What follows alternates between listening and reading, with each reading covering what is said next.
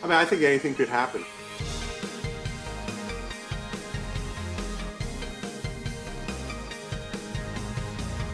Hi, everyone, and welcome to Housing Insiders, the podcast for founders, builders, lenders, and regulators, and anyone who believes that everyone should be well housed. I'm Jonathan Lawless. And I'm Jeremy Potter. On Housing Insiders, we're hosting the conversations you won't hear anywhere else about how to make housing more innovative and attainable. We're really proud to partner again with the amazing company Built Rewards to bring you these smart conversations. If you have an idea for a guest or a show or have interest in sponsoring an episode, you can always email us at podcast@thehousinginsiders.com. And if you like the show, please give us a review, spread the word, share our episodes, because that's how we can make more of these episodes for you. And our guest today is somebody that I actually just saw in person, not in the city that we both live in, Washington, D.C., but in Salt Lake City at the Ivory Innovation Summit, which was a really, really awesome event. Maybe we'll get into later on today. That is Dennis Shea. He is the Executive Vice President and Chair of the J. Ronald Terwilliger Center for Housing Policy at the Bipartisan Policy Center. That's a long-winded way to say that he is very much so involved in BPC, which is a great organization. I love attending their events. It's always a great way to sort of keep up with what's going on in housing, hear some amazing ideas. You know, Dennis has played a role in a bunch of different things on housing policy. He's a known leader, innovator, and, you know, core to a lot of what he does. He's a bipartisan collaborator. He also I didn't know this about you, Dennis, but you were the Deputy U.S. Trade Representative and Ambassador to the World Trade Organization, also Assistant Secretary for Policy Development and Research at HUD, and were a staffer at some point in your career. Dennis, thanks so much for joining us. Well, thank you, Jonathan. And Jeremy, it's great to be with you both. It was great to see you out in Salt Lake, Jonathan. Yeah, great time out there. Thanks for being here, Dennis. I know we have a ton of questions for you, especially with the experience that you have. So we figured, why not start with current events and hot topics? And it seems like there's no shortage of those, especially inside the Beltway these days. But one that seemed to come up, you know, in our thoughts is when we think about housing supply in particular, one of the areas or a couple of different areas seem to be touched by tariffs. As you look at all of this, let's just start with kind of where the impact has been on, you know, tariffs and housing this year. You had to bring up tariffs. Let me start by saying whatever I say in this subject really is not representative of the BPC, position. We have a great tariff tracker, revenue tracker.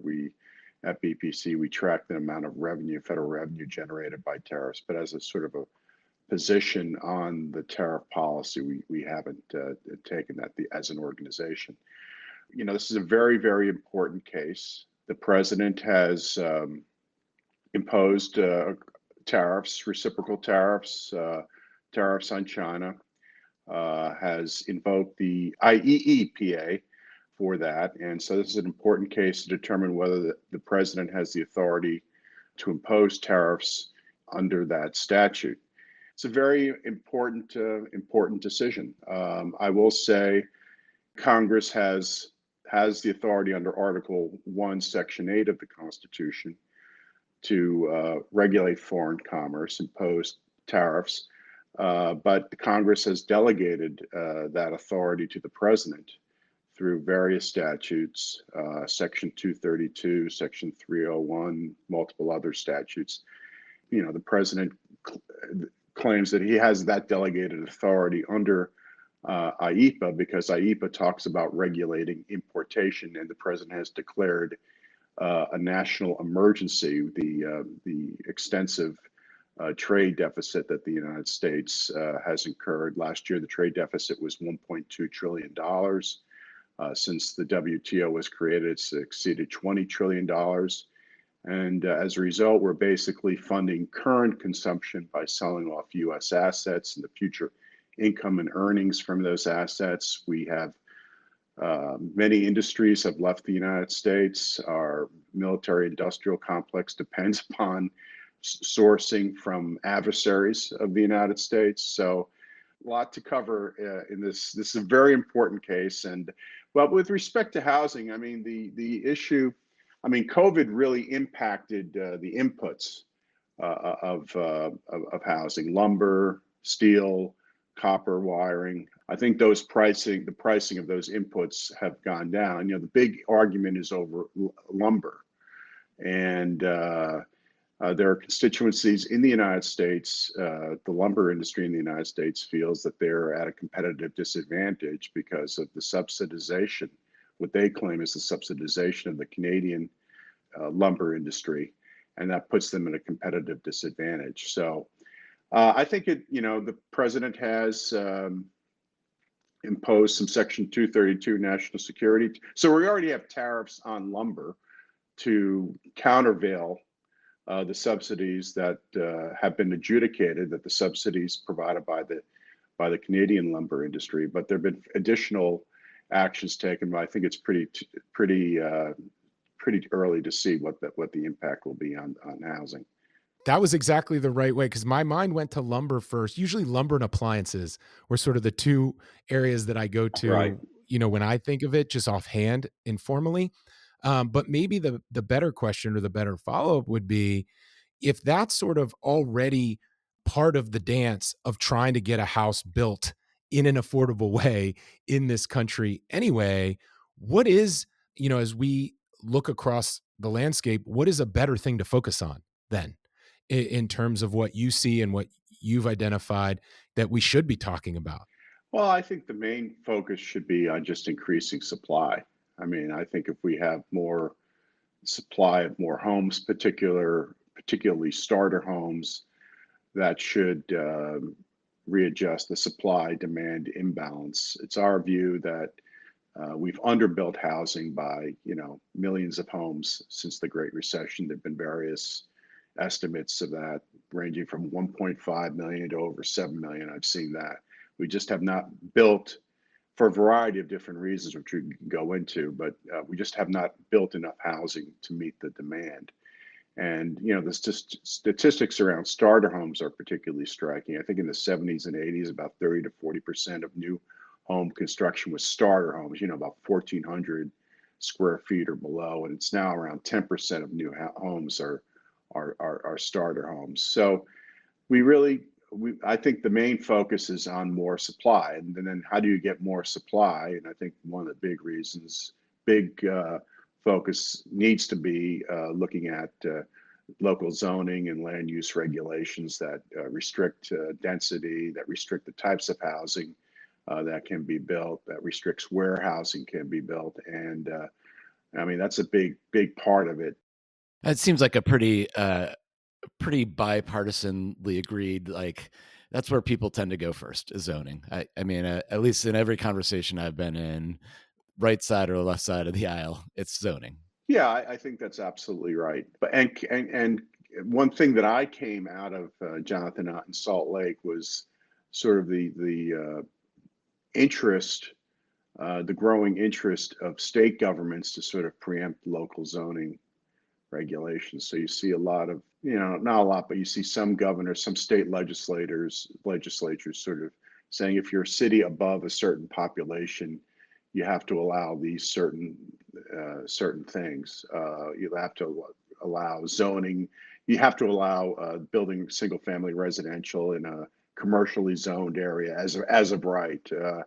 You have to allow the building ADUs on a person's property. So, and I think there's sort of growing bipartisan interest on looking at these zoning and land use regulations across the board. I mean, I think people come from it from different perspectives. For example, Montana, Governor Greg Gianforte has been a leader in advocating for zoning reform, and he's brought along the legislature in Montana. But they take it, I think their view is sort of more of a private property rights aspect, property rights justification. They don't want to be like California and have urban sprawl because they want to keep their beautiful landscape. So they want to keep the density within the population centers. So they have a different lens through which they might be taking the action, as opposed to a sort of a blue state, more of a economic opportunity or justification. So, but I think there's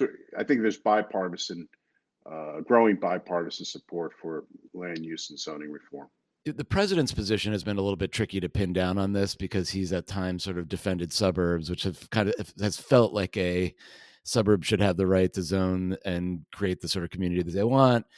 Although he hasn't been as explicit about that, and it certainly is not. I wouldn't say that was been like a Republican Party talking point. Although I think there's probably more mixed views in terms of federalism in that. But the things I was going to mention, it seems like two things have become true in the sort of zoning debate. Number one is seems to be mostly happening at a state level. In other words, like states are overriding local, building codes or local zoning, whatever it might be. And then the second thing I'd say is like it's the precursor to allow for things to happen. It hasn't necessarily allowed for things to happen on its own.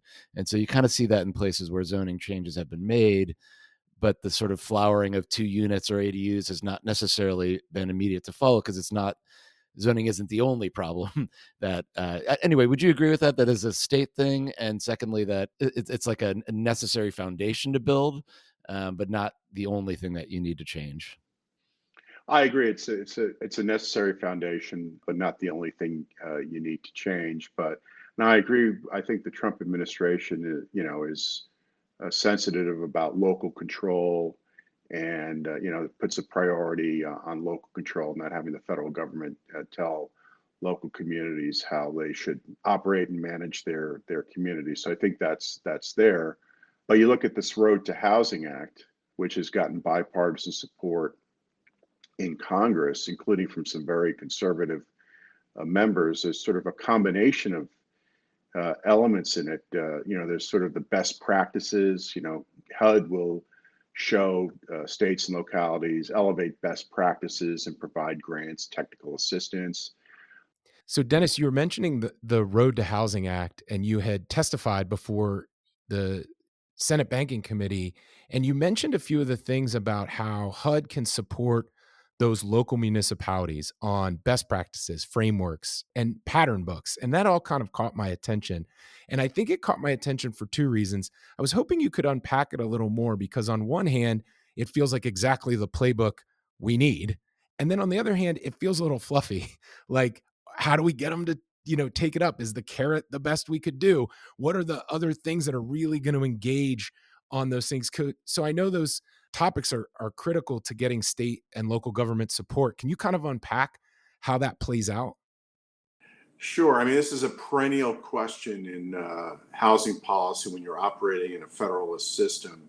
What is the role of the federal government and how does it interact with state and local governments? So you're right in describing some of the things in Road to Housing. I would say there's a variety of approaches. One, there's the best practices. So it establishes a grant program to provide technical assistance to elevate the best practices at the state and local level that other communities can replicate.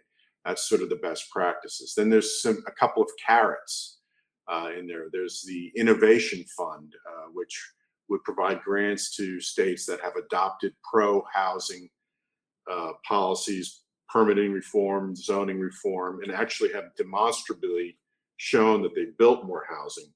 They can get access to this competitive grant program and actually use it for very flexible purposes. There's also the idea of tying federal funding to pro-housing initiatives. So there's a provision in there that says if you're filing for a grant through the Department of Transportation, you can get extra bonus points on your application if you actually build housing near the transportation project. So that's that's a carrot linked to a particular program. And then there's sort of a stick with respect to CDBG, the Community Development Block Grant Program. And this is an idea put forward by Elizabeth Warren and John Kennedy, senators from very opposite ends of the political spectrum, where high-cost communities that are not building enough housing have the potential to be penalized in their CDBG funding with a 10% lower amount. So there's a variety of approaches adopted in Road to Housing, but the main point is sort of a perennial issue, as you point out, Jeremy, is how does the federal government, what is the appropriate role of the federal government in supporting housing, which is so local in nature? I mean, it's really encouraging what's happening in road to housing. A question on it before I get into other aspects of the legislation. As we're sitting here today, the government is still technically shut down, although the fact that planes aren't flying is probably going to mean a pretty quick end to the shutdown, hopefully next week. But in any case, this has come out of the Senate. The House hasn't voted on it yet, hasn't finalized language on it. Give us the latest on like where the road to housing sits before we kind of get into more of the details there. Sure. So Road to Housing passed the Senate Banking Committee 24-0, which is pretty extraordinary. Then it was put on the National Defense Authorization Act, which is considered must pass legislation. So it's attached as an amendment. And the NDAA was passed by the Senate. The House has its own version of the NDAA, which Road to Housing is not part of. But the House is working on their own legislation. Mike Flood and Emmanuel Cleaver have worked on a much more narrowly tailored housing bill, which is focused on the home program, HUD's home program, and makes a number of changes, reauthorizes the home program, and makes a number of changes to the home program. There was a thought before the shutdown that there would be a markup of the Flood Cleaver home reauthorization bill, and maybe other bills on housing. And that would sort of be the basis of a negotiation between the Senate and the House. Now there's a conversation, or there's I don't know if it's conversation, but it appears that at least at the staff level, they are talking. The Senate and the House are talking about maybe negotiating a revised version of the Road to Housing, which would be part of the NDAA that finally gets enacted by Congress this year. Hope that's not as clear as mud, I mean, in terms of Washington, that's actually pretty straightforward. So, okay, so okay. there is language out of the Senate, which we're sort of basing a lot of these comments on. The House has showed some. I mean, certainly the folks I've talked to on the House side certainly like some aspects of it. There are other aspects that they think could be better, could be worse. But in any case, there are potentially negotiations that we could see something done by the end of the year, but still in flux. I guess one of the things that as I talk to folks on the Hill, seems to be pretty well agreed is a positive, and seems likely to make it is and something I'm really excited about is the removal of the chassis requirement on manufactured housing. Anyway, I'd love to hear your thoughts on that. Do you think that's are you as excited about it as I am? Yeah, I think that's a fantastic idea. I mean, the requirement is that for a manufactured home to meet the HUD code, it has to have a permanent chassis attached to it, when in fact, most manufactured homes are brought from the factory and put on site and put on a permanent foundation. So this permanent chassis requirement is really unnecessary, and in fact adds an estimated $5,000 to $10,000 per manufactured homes. And manufactured homes are perhaps one of the most affordable types of housing for ownership that we have. So eliminating that requirement, just changing, I think, 5 words in the HUD code, has the potential to, reduce the cost of a manufactured home by $5,000 to $10,000.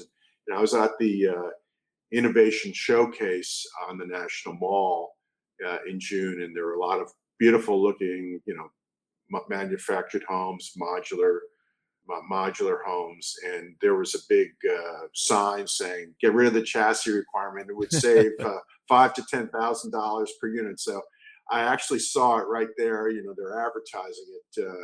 You get a discount if this thing gets changed in the HUD code. So I think I think you're Jonathan, you're right to be excited about that. I like how that overlaps with other aspects of the road to housing bill as well, which is once you have things like that, those early wins that make such a big difference as you've just described. Other things in the bill that you identified that I picked up on were things like then streamlining permitting for pre-approved designs once and using that for both rural and urban infill on affordability. Can you say a little bit more about that aspect of this as well? Yeah, I mean, this would establish a grant program at HUD to help communities develop these pattern books or pre-approved designs for infill housing. So long as the design meets what's already been pre-approved, then it would accelerate the construction and timeline for the project. So I know Senator Bernie Moreno is a big supporter of that from Ohio, and I actually heard him talk quite eloquently about that at a recent event. So, I mean, the thing about Road to Housing that beyond just the specific elements, I think if Congress passed this, it would have a kind of a accelerant effect on state and local communities. They're already in the game. They're already feeling the pressure of many states and localities that they need more supply. They got to respond to the housing affordability challenge. But if Congress, passes that, I think it would encourage even more, governors to sort of get in this business of and more local leaders. I think it would have an inspirational accelerant effect on action at the state and local level. Maybe I'm wrong. What do you guys think of that? I think you're exactly right. I was just thinking of two things. One, with the Ohio mention, Cleveland recently made a commitment to 5,000 houses, 5,000 new houses over a 10-year period. But you highlighted in your testimony, Governor Cox in Utah, 35,000 houses, Governor McKee in Rhode Island, 15,000 houses. I think those types of commitments are important. Getting the political class to say, I'm putting my name on this number, and then we have to get there. So it seems to me like more would come with more tools, resources, and focus but at least we have some, I guess, is a little bit of the answer to your thought. Exactly. I mean, you have to measure success, be able to measure progress towards success. And I think you're absolutely right that if you put a number, this is our goal. Okay, you better meet the goal. If you're an elected official, what's your excuse if you don't, right? So it's something you could be held accountable for. So, I'm very optimistic. I think one of the obstacles, I'm actually curious to get your thoughts on this, Dennis, because I was recently talking to a builder, and almost every builder I talk to has had this complaint, which is like a huge issue is labor. And what I often think about with a lot of the sort of like debates about building more supply is like, somebody's got to go build the damn thing, right? Like, you got to be able to get the inputs. You got to get somebody on the ground to actually put the sticks in. I'm not going to do it. You need the labor to do it. I'm not saying one way or the other with what immigration policy is right or wrong, but it does strike me that at this particular moment, labor is really hard to come by, and is getting increasingly hard to come by as more deportations are happening or whatnot. And I'm curious to get your views on that. Do you think that problem is well recognized, but it's a political issue, so it's not going to be debated? Or how do you see that particular issue impacting housing? No, I think it's recognized. I mean, the National Association of Home Builders says that we have a shortage of between 200 and 400,000 skilled workers, I think, per month. They need those people working per month. So the question is, where do we get this labor? We support at the BPC a bill endorsed by Senator Jackie Rosen of Nevada and Marsha Blackburn of Tennessee, called the Constructs Act, which would create a program at labor to have vocational training, skilled training for residential construction workers. I think there needs to be greater focus. I read a lot today about, is the college education really worth it? You come out of that with student debt. Couldn't young men and women be in a better position if they actually learned a skilled trade and didn't come out of their late teens and early 20s with $100,000 worth of debt that they have to pay off over time? So making construction work in the residential construction industry, earning those skills more attractive to young people, I think is very important. And I think, we've heard a lot about modular housing over the years, and manufactured housing, factory built housing. I think potentially there will be less need for labor if that really takes off as a source of affordable housing supply. And there's some very interesting companies out there doing some great work. But operating those factories requires, a lot of skills and different sets of skills than you would find, what you need on site. So yeah, we need workers who are skilled, and I think that's one of the reasons why we have a housing supply shortage, is because with the Great Recession, a lot of home builders went out of business. The labor force left, and it's just taken a long time to sort of retrain people and get that labor force back. Yeah, one of the things we like to say here is jobs that create houses, jobs that create houses. And I think your point's really well made, Dennis, which is let's meet in the middle. We may not create 400,000 jobs that we need, but we also might create these factories and other ways that we create a number of jobs, and then we kind of meet in the middle. And I think that those jobs, at least the factories that I've toured, when I've talked to folks who are actually working on the line, one of the things for at least the one here in Michigan that I toured is they find that they can work regular hours. They can work in conditions all the time. So even if it rains, even if it snows, and they can kind of do the work at chest level instead of crawling around and all these different things. So you get a longer career. You get kind of a lot, it's a little bit of a different sales pitch, but I think it's exactly right the way you described it, which is we're going to create jobs and we're going to use some new technology, and we're going to meet in the middle. Right, exactly right. So, I mean, that's one of the reasons why the promise of factory built housing is some of the things you say, not, work is not conditioned on the weather. You don't have to bring the tools to the site and then tear down every day. The travel time is different. So, that's supposedly going to lead to reduced construction costs. Yeah, I'll just make a quick comment, then we'll take a quick break. But I had talked to somebody at some point, a major builder who basically said, "Look, I mean, we'd love to use factory built housing, but the people that work in the factory have to be documented. They have to have benefits.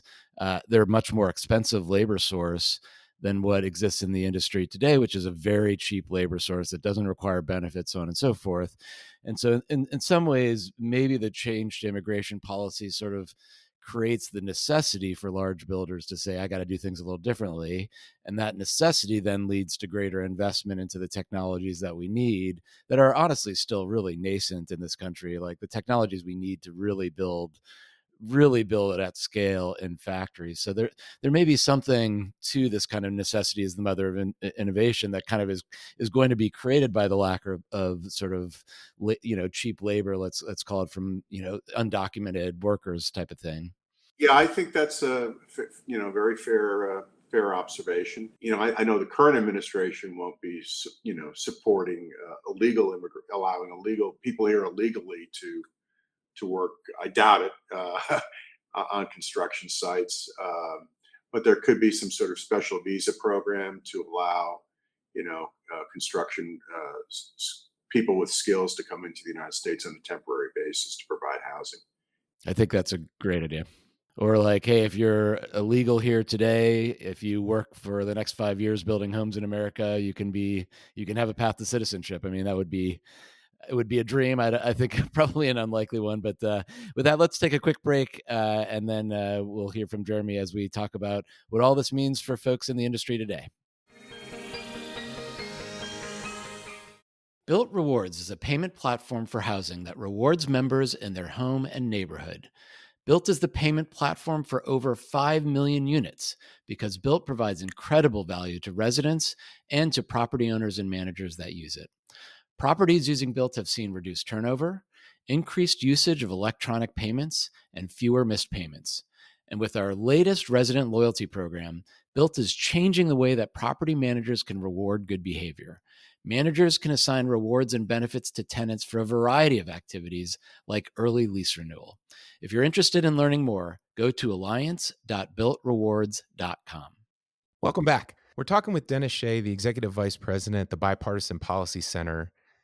And Dennis, one of the things that is kind of a tricky topic that I've been trying to learn a lot more about, and it sounds like the Terwilliger Center advisory committee weighed in on it recently. So I was hoping you could just help me better understand where we are today with LIHTC and what you see as the future of the LIHTC program. I've been very curious to hear, what does LIHTC 2.0 look like, if there was such a thing in your mind? Well, we were very pleased that the Congress expanded federal support for LIHTC in the reconciliation package, the One Big Beautiful Bill. LIHTC enjoys strong bipartisan support in Congress. So what they did in the One Big Beautiful Bill was to increase federal support for the 9% credits by 12%, and then to lower the private activity bond threshold from 50 to 25% for the 4% credits. So that, according to Novogradac, would lead to 1.2 million new affordable rental homes over the next 10 years, which is a very positive thing. So we were thrilled by that. Though members of our advisory committee, are concerned, believe when we have this supply shortage, we really need to maximize the number of LIHTC units that we're achieving per dollar allocated to the program. And you have anecdotal story, you have stories coming out that an affordable rental home costs $800,000, $1 million, even $1.2 million, to construct, and that's just not acceptable, and it could endanger political support for LIHTC. So trying to get a little bit ahead of the curve and say, let's look at LIHTC, which has been incredibly successful since it was first established in 1986, 4 million new rental homes, affordable rental homes, as a result of LIHTC since 1986, and come up with some ideas that would, promote maximizing the number of units per LIHTC allocation. And one idea would be to have a common qualified allocation plan that would apply across all 50 states. And if states want to add more requirements that would add costs, states would have to fund that. Common building code. If states want to have a common building code, make sure it's a good code, high level building code. But if states want to add more requirements, then they have to pay for that. Those are a couple of the ideas. Exempting LIHTC from Davis-Bacon prevailing wage requirements. Davis-Bacon doesn't apply directly to LIHTC, but LIHTC, as you know, is often blended with other HUD programs, other programs like the home program and maybe CDBG, where Davis-Bacon applies. And so exempting LIHTC affordable rental from Davis-Bacon requirements, and exempting them from NEPA requirements, National Environmental Protection Agency requirements, and particularly around infill housing, where there's really not an environment, there's no need for an environmental impact assessment or statement or review. So those are some of the ideas, and then really to sort of figure out what are the costs behind the LIHTC program. I mean, there doesn't seem to be sort of a comprehensive inventory of what the hard costs are, what the soft costs are, legal fees, syndication fees. What are the costs that have been incurred and through LIHTC, and let's get a handle on that. Let's get that information, and I would say that a lot of the same problems that affect the cost of construction of LIHTC units also affect the cost of market rate units. So there's not necessarily something unique about LIHTC, but it's affecting building. These are cost drivers across both on the market rate side and on the affordable side. But let's get a better understanding of what's driving these high costs. Yeah, the results of LIHTC have always, I mean, at least in the reading and research I've done, have been pretty decidedly mixed. And I think your suggestion of look, if the government's going to create subsidies, let's figure out exactly what's being subsidized and what the outcomes are.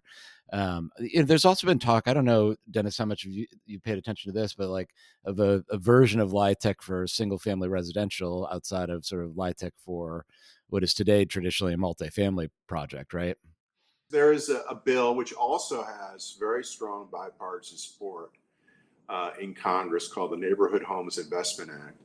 And that's basically modeled after LIHTC, where states get allocated credits, and the credits then can be distributed on a competitive basis by the states. But it's for the new construction and rehab of single-family homes in distressed communities to help promote home ownership, to help stabilize communities available to lower-income households. That is got a lot of strong support in Congress, and I could see that. There's another tax code revision or idea. I could see the Neighborhood Homes Investment Act being sort of next up on that. So I think That's great. that has strong support. Yeah. It's great. It's great. One of the topics I was hoping we could touch on is whether the Bipartisan Policy Center has a view on the conservatorship of Fannie and Freddie coming to an end. And maybe in the meantime, whether or not those two organizations would go through any recapitalization, on the way there. And if so, what view should we be thinking about, maybe that we haven't considered, or what are the other factors we should be considering, what that might do to housing or housing finance? Well, I mean, the BPC has a long record of interest in GSE reform. I was a consultant to the BPC Housing Commission back in 2013, and we issued a report on what's the future direction of housing policy, the housing system in the United States in the wake of the Great Recession. And the part of the report that got the most attention and probably gained the most traction was our recommendations on housing finance reform and the future of of Fannie Mae and Freddie Mac. And I would say that what we proposed, the system was quite specific, sort of led to what was called the Corker-Warner Johnson-Crapo legislation, which had its brief moment in Congress, but never went beyond, I think, the Senate Banking Committee, but it was being considered. So we put out recently, in light, President Trump has, put on Truth Social, his interest in maybe moving the two GSEs out of conservatorship. FHFA Director Pulte has said that he is looking at options with Secretary Bessent and Secretary Lutnick, and the final decision about these options will be the president's. There's been talk about an IPO of 5% of the Treasury's interest. So there's just been a lot of speculation. I know the Treasury Department has had listening sessions with various stakeholders on this. But we recently put out 7 principles to guide an exit of the GSEs from conservatorship. Very, very high level, but issues about the importance of stability of the mortgage market, the importance of clear communication with interested stakeholders, particularly the investors in the mortgage-backed securities, the need for to ensure that there's a lot of private capital ahead of any government backstop at risk, private capital at risk. But you could go on our website at bipartisanpolicy.org and find those 7 principles. We also recently had a webinar, an in-person event, which is live streamed with 3 really great experts, which I would recommend your audience to check out. And, one of them being Hugh Frater, the former president of Fannie Mae, Ed DeMarco, the former director of the Federal Housing Finance Agency, and Laurie Goodman, who's an expert at the Urban Institute, who's also on the BPC Housing Commission. If you really want to wonk out and nerd out to get into these really intricacies of the issues around a potential exit from conservatorship, I'd recommend watching that webinar. Yeah, we really do. Yeah, Hugh like, Frater come was on. Hugh Frater was on the podcast, has been on Housing Insiders, and I Okay. think that's one of those things that having both of us having been in housing finance for so long, and being now across all these different things, I think it's one of the things that still hits close to home, similar to what you were saying about your work as far back as 2013 and beyond.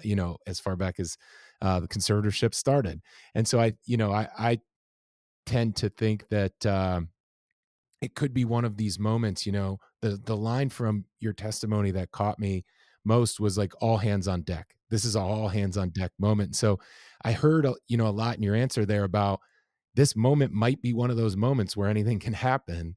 And if that's the case, we need some high level principles to guide us, but ultimately it might just take that type of moment to kind of push change. And I don't know if that's a good thing or a bad thing for housing overall, but it does feel like we're in a moment where anything could happen. I mean, I think anything could happen. I mean, it would not surprise me if next week the Trump administration issued a big plan with respect to I'm not saying I know anything, I don't, but it would just it would not surprise me. The one thing you have to know, as opposed to 2013, there's very little knowledge in Congress on the GSEs or what they do, what their role is, who they are. If you talk to the average congressional staffer about Fannie Mae, Freddie Mac, Ginnie Mae, they would know, very little. So I think there's a need to sort of educate Congress about, and there's most importantly the staff there, which, as a former staffer myself, staff are incredibly important in making the machine run in Congress. But there's a real great need for education about what the role of these institutions are. What should be the role of, say, if they came out of conservatorship, what should be the role of FHA, the Federal Housing Administration? What should be the role of HUD through its appropriations process? Which, through their programs, which groups are being served by whom? What should be the role of the GSE channel? These are important questions that I don't think people in Congress, and I'm not blaming them because they have other things on their plate, have given a lot of thought to.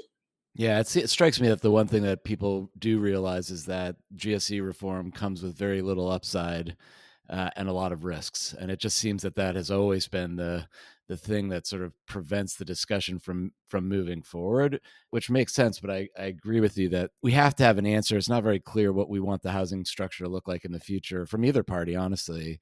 And that makes it really challenging to want to undertake something that appears to be risky when it comes to rates. And of all the things that this administration seems to be nervous about, it's the potential for a rate shock, because housing costs seem are a top issue.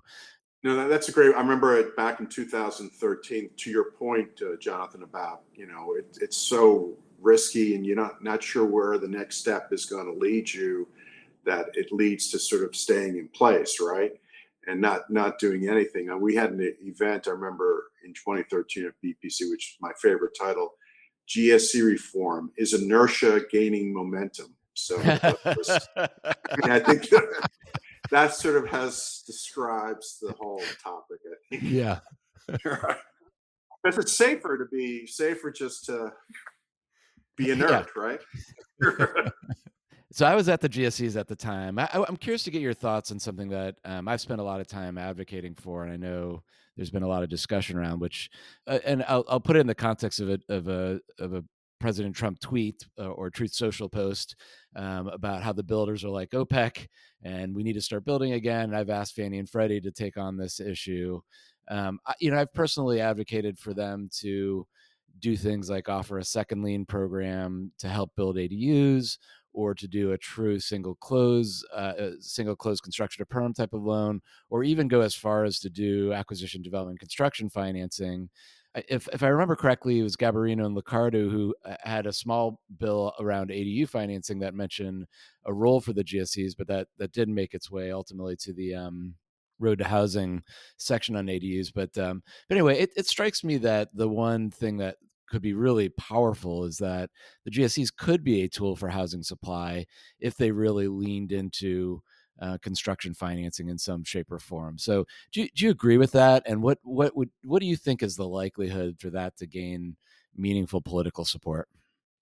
I mean, I've seen the idea. The idea's been raised. I think Jim Milstein had if I'm not mistaken, wrote something about this maybe a year or two ago as a proposal. I think the home builders, correct me if I'm wrong, would be very supportive. Very supportive of this. I guess the downside is: are we expanding the mission of the GSEs? Are we getting them into more risk? Are we putting the taxpayers at risk more. And I think there would be the natural inclination on the Republican side of the aisle would be, let's not expand the mission of the GSEs. Let's sort of narrow the mission and get it more focused. So I think there would be that element, that element is part of the thinking, at least in Washington. Yep. Yeah, I mean, to your point, the Wall Street Journal was very quick after the president's tweet to have another article about GSE mission creep on construction. Yeah. Dennis, we like to end our episodes with a little bit of a hot seat question. Oh boy. And so I was thinking about crafting it for you. And the question usually is, if you're not working on what you were working on, or if you were giving advice to the founders and innovators and entrepreneurs listening here, what's the one thing they should be working on? Or what's the one thing you wish somebody was solving? I can also think of that question in the way we've talked about it today as like, what's the one lever? What's the one bill we could write? Or what is the one problem you would set the private market to solving that isn't being highlighted today, isn't being worked on enough, in your opinion? There's no silver bullet we at the Terwilliger Center at BPC, we're focused on housing affordability. Okay, that's our mission, is to advance policies to promote housing affordability on a bipartisan basis. And it's clear that there's no magic wand, pick your metaphor, magic wand, silver bullet. There's just none. It's going to be a whole host of different policies and initiatives, and mostly from the private sector. I think we really need innovation at the private sector to help solve this problem. A lot of it, we need regulatory innovation, which is where the politicians need to get more involved at the state and local level. But we also need innovation in the construction and design aspect of the home building process. So I would just, to the listeners who are out there trying to be part, we need your voice, we need your brain involved in this. But I would not say you're going to step out there and say, I'm going to solve the housing affordability crisis, but set a particular goal for yourself, particular part of the problem, and really set your mind to it and to try to find solutions to that part of the problem. I love that. And I just want to thank you and the BPC for the good work that you guys do. Honestly, it's people don't often look to Washington for like these kind of practical solutions, but I think what you guys have done is really done the research, done the thinking, brought together the right people to really advance, strong, solid policy. Anyway, thank you very much for being on, but also just for all the great work that you guys always do. Well, that's very kind of you. And thank you for having me, Jonathan and Jeremy. It was really fun to spend some time with you. And that's going to do it for the episode. We'd love to hear from you guys, our listeners. So please send us an email at podcast@thehousinginsiders.com. We've really been enjoying getting a lot of emails from listeners. So please continue to do that. And please give us some comments. If you like what you hear, also, we love it when you leave us a review.